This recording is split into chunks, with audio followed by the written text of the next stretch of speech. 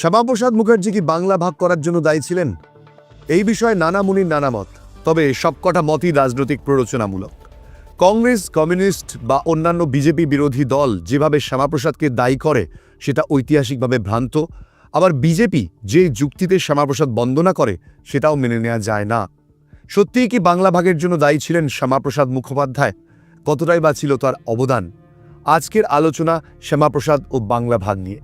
নমস্কার, I am বোসের আবার একটা নতুন ভিডিও আপনাদের স্বাগত। আপনাদের সঙ্গে রয়েছে আমি কুণাল। আর শুরুতেই বলবো, যদি এই চ্যানেলে আপনারা নতুন হন তাহলে প্লিজ আজকে এই মুহূর্তেই সাবস্ক্রাইব করে নিতে ভুলবেন না।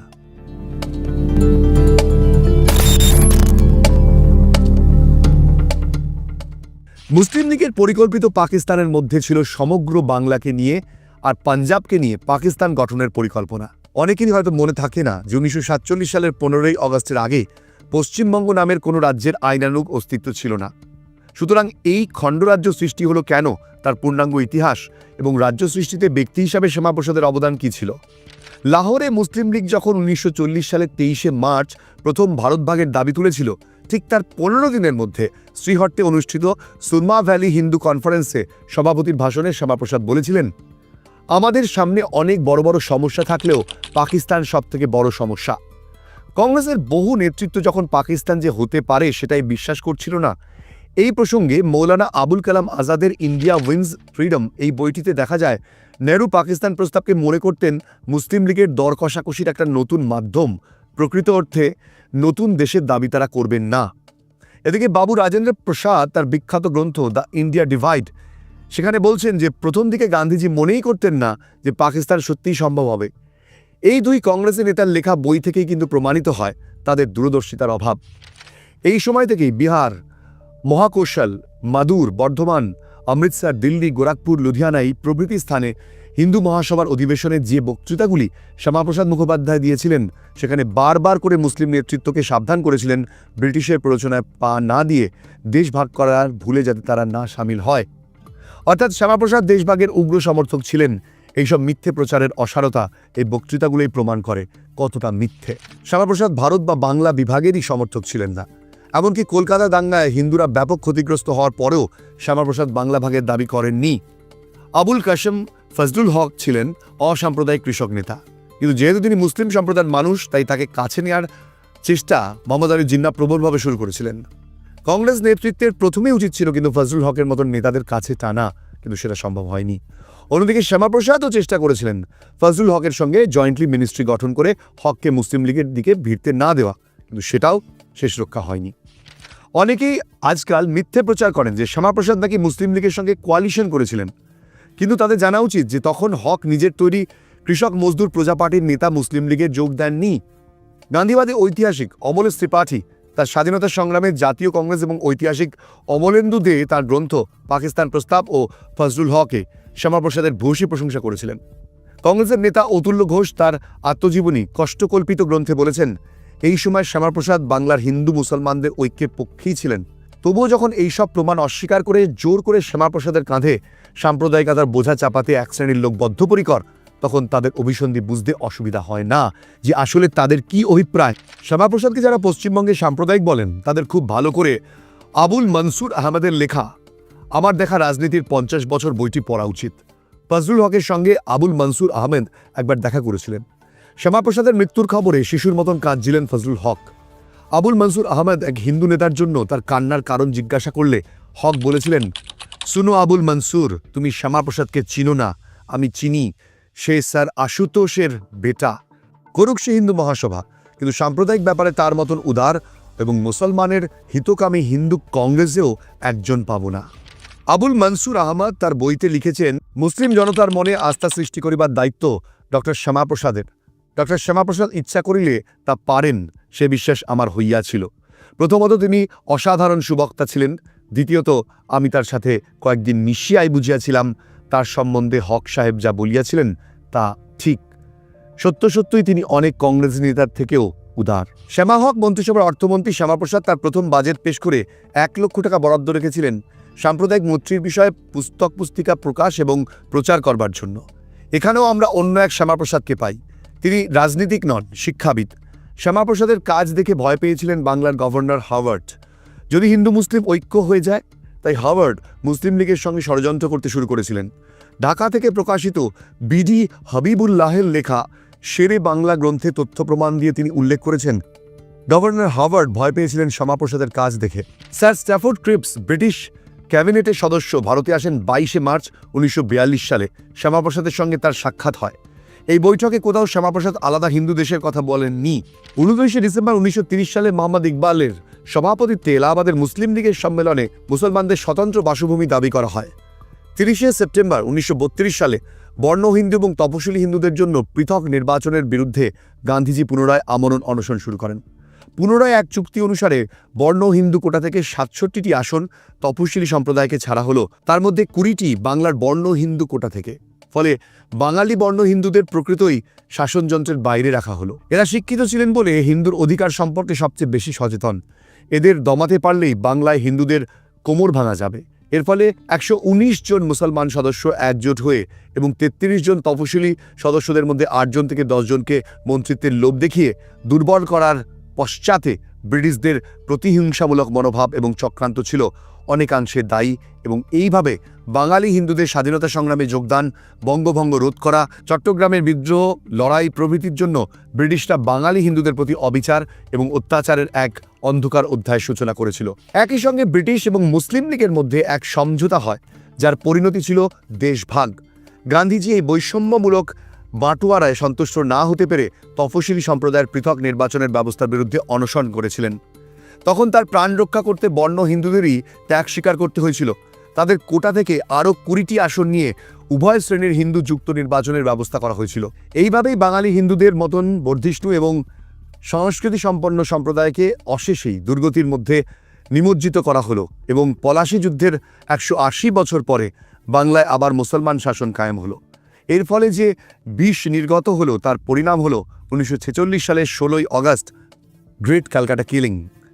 বারবার বড় বড় মুসলিম নেতারা বক্তৃতা দিয়ে দাঙ্গার জন্য যখন প্ররোচনা দিচ্ছিলেন, তখন শ্যামাপ্রসাদের বক্তৃতাতে ছিল শান্তির বার্তা।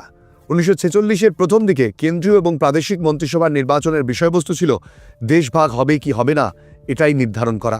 মুসলিম লীগ বাংলায় জয়ী হয়।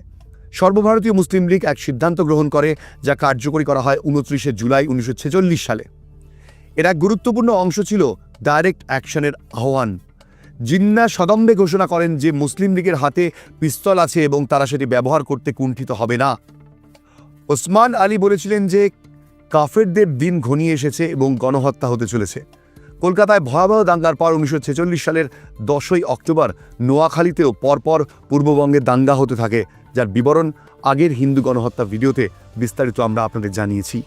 ভাইসরয় লর্ড ওয়াভেল জিন্নাকে অনুরোধ করেন যাতে তিনি বাংলার হিন্দু গণহত্যার বিরুদ্ধে স্টেটমেন্ট দেন। জিন্না যে শুধু স্টেটমেন্ট দিতে অস্বীকার করেন তা নয়, গান্ধীকে সাম্প্রদায়িক সম্প্রীতি ভাঙার জন্য দায়ী করেন। এই সময় শ্যামাপ্রসাদ অনুভব করেছিলেন যে বাংলা ভাগ না হলে মুসলিম লীগের রক্তপিপাসু নেতা এবং তাদের অনুচরদের হাত থেকেই বাংলা হিন্দুদের রক্ষা করা যাবে না। পাঞ্জাবেও শিখরা মুসলিম লীগের অত্যাচারে জর্জরিত হয়ে পাঞ্জাব ভাগের দাবি জানিয়েছিল। বাংলায় তখন 45% হিন্দু, তাদের যেভাবেই হোক ভুলিয়ে ভালিয়ে কাছে আনতে হবে। তারপর পাকিস্তানের ছোট্ট রূপ যুক্তবঙ্গ হাসির হলে পর হিন্দুদের পিটিয়ে তাড়ানো হবে। সুরাবর্দীর এই চাল ধরতে পেরেছিলেন শ্যামাপ্রসাদ। তিনিই প্রথম অনুধাবন করেন যে পাকিস্তান প্রতিষ্ঠিত হলে বাঙালি হিন্দুদের ভাগ্য চরম বিপর্যয় নেমে আসবে। অনেকে ইচ্ছে করে মিথ্যে বলেন যে কেবল উচ্চবর্ণের হিন্দুরা চেয়েছিল বাংলা ভাগ। আসলে সব শ্রেণীর হিন্দুরাই চেয়েছিলেন। মুসলিম লীগের গুন্ডারা বেশিরভাগ নবশূদ্রদেরও এবং তাদের বাড়ির মেয়েদের ধর্ষণ করেছিল। এমনকি উচ্চ পর্যায়ের মুসলিম লীগের নেতারাও ধর্ষণকাণ্ডে শরিক হয়েছিল। কলকাতায় উড়িয়া শ্রমিকদের হত্যা এবং পূর্ববঙ্গে নবশূদ্রদের হত্যা প্রমাণ করে এটা কোনো শ্রেণী দেখে হত্যা নয়, হিন্দু দেখে হত্যা হচ্ছিল। শ্যামাপ্রসাদ হিন্দু বাঙালিদের সুরক্ষিত স্থান গঠন করতেই পশ্চিমবঙ্গের কথা বলেছিলেন। এমনকি তার মত ছিল পূর্ববঙ্গের হিন্দু অধ্যুষিত অঞ্চলকেও চট্টগ্রামের বিভিন্ন অঞ্চলকে পশ্চিমবঙ্গে নিয়ে আসা হোক। 19শে মার্চ 1947-এ বাংলার হিন্দু মহাসভা কর্তৃক প্রকাশিত পুস্তিকায় শ্যামাপ্রসাদ বলেছিলেন যে সমগ্র বাংলার বিভিন্ন স্থান থেকে আগত হিন্দু প্রতিনিধিদের নিয়ে যে সভা হয়েছিল হিন্দু মহাসভার আয়োজনে, সেখানে সর্বসম্মতভাবে সিদ্ধান্ত হয়েছিল বঙ্গ বিভাগের সপক্ষে। তিনি বলেন যে সুরাবর্দীর দাবি যে বাংলা বাঙালির জন্য এটা বিরাট ধাপ্পা ছাড়া কিছুই নয়। এই কথার সত্যতা প্রমাণিত হয় দলিত নেতা বরিশালের যোগেন মণ্ডল প্রথমে জিন্নার কথায় যোগ দিলেন পাকিস্তানে, পরে এমন মার খেলেন যে নিজে পালিয়ে এসে ভারতে উঠলেন। কিন্তু তার কথায় পড়ে যে বাঙালি নমশূদ্ররা পাকিস্তানে ছিল তারা আজও প্রতিদিন মার খাচ্ছে। 1947 সালের 4 থেকে 6 এপ্রিল তারকেশ্বরে হিন্দু মহাসভার যে সম্মেলন হয় সেখানে শ্যামাপ্রসাদ বাংলা ভাগের কথা বলেন।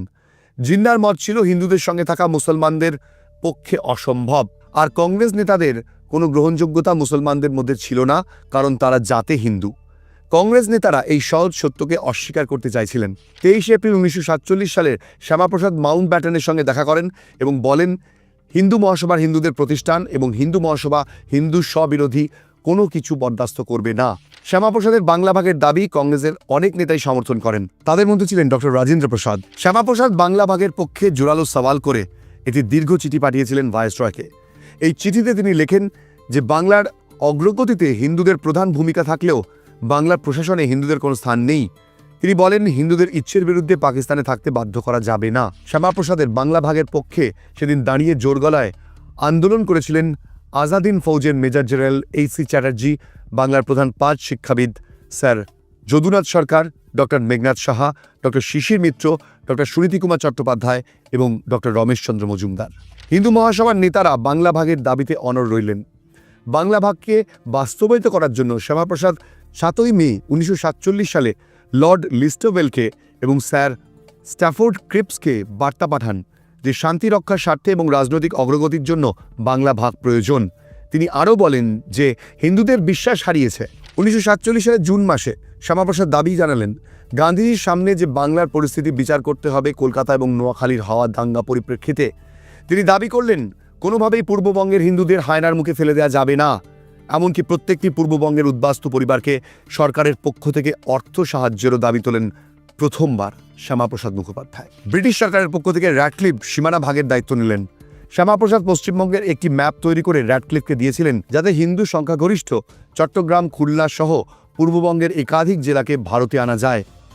পরে কংগ্রেস নেতৃত্বের তোষণ নীতির জন্য পূর্ববঙ্গের একাধিক জেলা হাতছাড়া হয়। শ্যামাপ্রসাদ সারা বাংলায় ঝড়ের বেগে সভা করে যেতে লাগলেন, যেখানে তিনি বাংলা ভাগের প্রয়োজনীয়তার কথা বলিষ্ঠভাবে উপস্থাপন করেছিলেন। ডক্টর শ্যামাপ্রসাদ মুখোপাধ্যায় পূর্ববঙ্গের হিন্দুদের স্থায়ী বাসস্থান যাতে পশ্চিমবঙ্গে গড়ে ওঠে সেই দাবি করতে শুরু করেছিলেন। তথাকথিত নিম্নবর্গীয় নেতাদের অধিকাংশই বাংলা ভাগের সপক্ষে ছিলেন, যেমন বাবু জগজীবন রাম, রাধানাথ দাস, মনমোহন দাস, পি.আর. ঠাকুর প্রমুখ। একমাত্র যোগেন মণ্ডল বিশ্বাসঘাতকতা করলেন এবং পাকিস্তানে যোগ দিলেন। 1950 সালে যোগেন মণ্ডল পাকিস্তান থেকে পালিয়ে ভারতে এসে বনগায় আশ্রয় নিয়েছিলেন, কিন্তু তার ভরসায় 2 লাখ নমশূদ্র হিন্দুকে ফেলে এলেন পাকিস্তানে মরবার জন্য, যারা আজকেও মার খাচ্ছে বাংলাদেশে। শ্যামাপ্রসাদ তার অক্লান্ত চেষ্টায় কংগ্রেস এবং অন্যান্য দলের নেতাদের তার বাংলা ভাগের আন্দোলনের সমর্থনে আনতে পেরেছিলেন। সর্দার প্যাটেল, বিমলচন্দ্র সিনহা, অতুল্য ঘোষ প্রভৃতি কংগ্রেস নেতারা তার পাশে এসে দাঁড়িয়েছিলেন। প্যাটেল এক চিঠিতে লিখেছিলেন যে বাংলার অমুসলিম জনসাধারণের জীবনের রক্ষার জন্য বাংলা ভাগ প্রয়োজন, আর যে কমিউনিস্ট পার্টির লোকেরা শ্যামাপ্রসাদের মুণ্ডপাত করে তারা সেদিন পাকিস্তান নিতে হবে, তবেই ভারত স্বাধীন হবে বলে পাকিস্তানের মধ্যে শ্রেণী সংগ্রাম বীজ খুঁজে বেড়াচ্ছিলেন। কমিউনিস্ট পার্টির নেতা ভবানী সেনের 2টি দুষ্প্রাপ্য পুস্তিকা আজ আপনাদের দেখাবো। সেখানে তিনি পশ্চিমবঙ্গ তৈরির বিরোধিতাই শুধু করেছিলেন তা নয়, ঘুরিয়ে মুসলিম লীগের পক্ষে বলেছিলেন। এই হলো প্রথম পুস্তিকা, বঙ্গবঙ্গ ও পাকিস্তান। কি লিখেছে দেখুন। যে সময় ক্ষমতা হস্তান্তরিত করিবার নির্দিষ্ট প্রতিশ্রুতি আসিল, ঠিক সেই সময় বাঙালি জাতীয়তাবাদীরা বলিতেছে যে বাংলাদেশে যেহেতু মুসলমানরা সংখ্যায় অধিক এবং যেহেতু মুসলিম লীগ বাংলার শাসনকর্তা, সেই কারণে বাঙালি হিন্দুর ধন, প্রাণ এবং ধর্ম বাঁচাইবার জন্য স্বতন্ত্র প্রদেশ চাই। এই ধ্বনিতে পাকিস্তানিদের নৈতিক এবং রাজনৈতিক জোর যতটা বেড়েছিল, লীগের অনমনীয় দৃঢ়তা সত্ত্বেও এতদিন তা বাড়েনি। এতদিন ধর্মের ভিত্তিতে ভারত বিভাগ মুসলিম লীগের দাবি ছিল, কিন্তু দুনিয়ায় সর্বত্র যে দাবি অসঙ্গত বলিয়া গণ্য ছিল। আজ জাতীয়তাবাদীরা হিন্দু স্বার্থ রক্ষার জন্য বাংলার মুসলমানদের সংখ্যাগরিষ্ঠতার ভয়ে স্বতন্ত্র রাষ্ট্র গঠনের দাবি করিয়া বিশ্বের সম্মুখে প্রমাণ করিলেন যে জিন্নার যুক্তি ঠিক, অর্থাৎ ভারতে হিন্দু এবং মুসলমান একসঙ্গে এক রাষ্ট্র গঠন করিতে পারে না। এইসব উদ্ভট কথা বলেই কমিউনিস্ট পার্টি থামেনি। আরেকটি পুস্তিকা, ভাঙনের মুখে বাংলা, সেই পুস্তিকা লিখে তারা বলেছিলেন বাংলা ভাগ হলে বিরাট ক্ষতি হবে, কিন্তু পুস্তিকায় কোথাও হিন্দুদের অবস্থার কথা বলা হয়নি। তরুণ কমিউনিস্ট নেতা জ্যোতি বসুও 16ই আগস্টের দাঙ্গায় একজন প্রত্যক্ষদর্শী ছিলেন। তার স্মৃতিচারণামূলক রচনা জনগণের সঙ্গে গ্রন্থে তার উল্লেখ রয়েছে। তিনি তখন বাংলা ব্যবস্থাপক সভায় কমিউনিস্ট দল থেকে নির্বাচিত 3 সদস্যের সংসদীয় দলনেতা। জ্যোতি বসু কি লিখেছেন কলকাতার দাঙ্গা নিয়ে শুনলে শিউরে উঠবেন, একবার চলুন দেখে নিই। আমাদের পার্টির নেতৃত্ব আশঙ্কা করেছিলেন 16ই আগস্ট অপ্রীতিকর ঘটনা ঘটতে পারে। সে কারণেই শান্তিরক্ষার জন্য আগের দিন সন্ধ্যা থেকে পার্টির নেতৃস্থানীয় কমরেডদের কলকাতার শ্রমিক অধ্যুষিত এবং মিশ্র এলাকাগুলিতে বিশেষ করে উপস্থিত থাকার জন্য বলা হয়েছিল।